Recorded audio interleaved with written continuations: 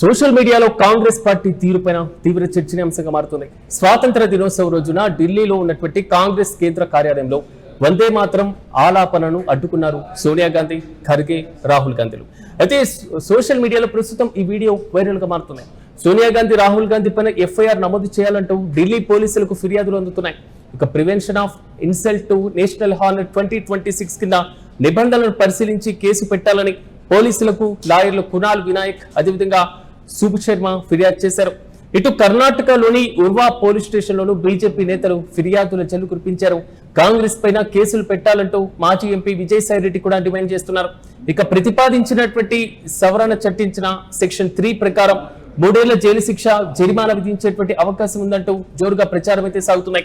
ఇటీవలే వందే మాతరానికి సంబంధించి జాతీయ గీతం జనగణమనతో ఒక సమానమైనటువంటి హోదాను కల్పిస్తూ కేంద్ర ప్రభుత్వం చట్ట సవరణ తీసుకొచ్చినటువంటి వైనాన్ని మనం చూసాం. కానీ నిన్న స్వాతంత్ర దినోత్సవాన్ని ఉద్దేశించి కాంగ్రెస్ పార్టీ కేంద్ర కార్యాలయంలో చోటు చేసుకున్నటువంటి ఒక విజువల్ ప్రస్తుతం ఇంత వివాదానికి ఈ కేసును చుట్టూ తిరుగుతున్నటువంటి ఆ విజువల్ ను ఒకసారి మనం పరిశీలిద్దాం.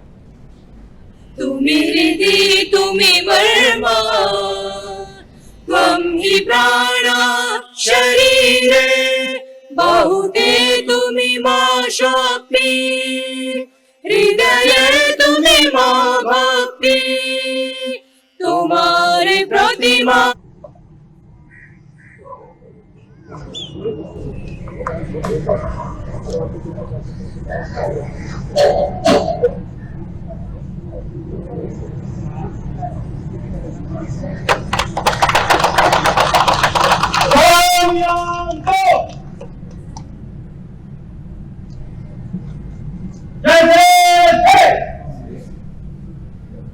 ఇది ప్రస్తుతం సోషల్ మీడియాలో వైరల్ గా మారుతున్నటువంటి ఒక వీడియో.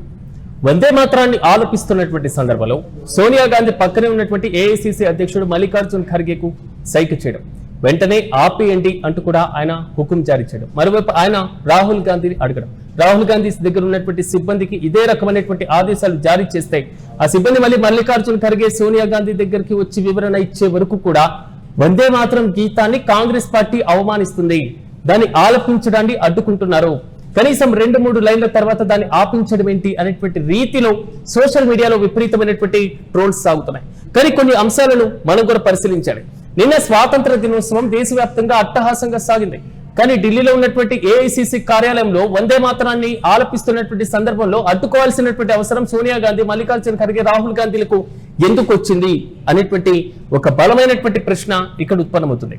దీంతో పాటుగా మరికొన్ని అంశాలు, రీసెంట్ గా ఏదైతే బీజేపీ ఎన్డీఏ ప్రభుత్వం జాతీయ గీతం జనగణమనతో పాటుగా వందే మాత్రానికి సమానమైనటువంటి హక్కులను కల్పిస్తూ ప్రతి ప్రభుత్వ కార్యక్రమంలో, మరి ముఖ్యంగా ప్రతి కీలకమైనటువంటి జెండా ఆవిష్కరణ కార్యక్రమంలో జాతీయ గీతం జనగణమనతో పాటుగా వందే మాత్రాన్ని కూడా తప్పనిసరిగా ఆలపించాలి అంటూ కూడా కొన్ని కీలక నిబంధనలు, జనగణమనకు అవమానం ఏ విధంగా జరిగితే అదేవిధంగా జాతీయ గేయం వందే మాత్రం కూడా అలాంటి రకమైనటువంటి అవమానం కింద చట్టపరమైనటువంటి చర్యలు తీసుకోవడానికి చట్టాన్ని కూడా సవరణ చేసినటువంటి వైనాన్ని మనం చూసాం.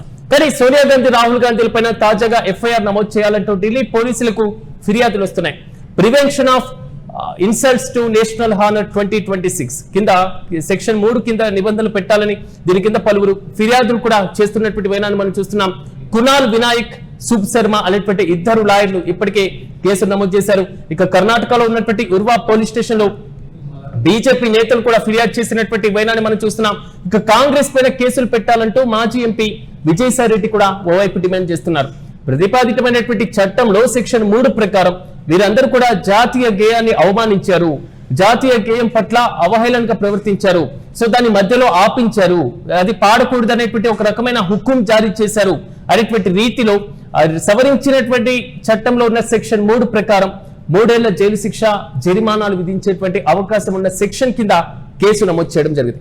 కాంగ్రెస్ పార్టీ సుదీర్ఘమైనటువంటి రాజకీయ నేపథ్యం కలిగినటువంటి పార్టీ. 1885లో ఏర్పాటు చేసినటువంటి కాంగ్రెస్ పార్టీ స్వాతంత్రోద్యమంలో పార్టిసిపేట్ చేసినటువంటి ఆ నాయకులకు సంబంధించినటువంటి గురించి ప్రత్యేకంగా చెప్పాల్సినటువంటి అవసరం లేదు.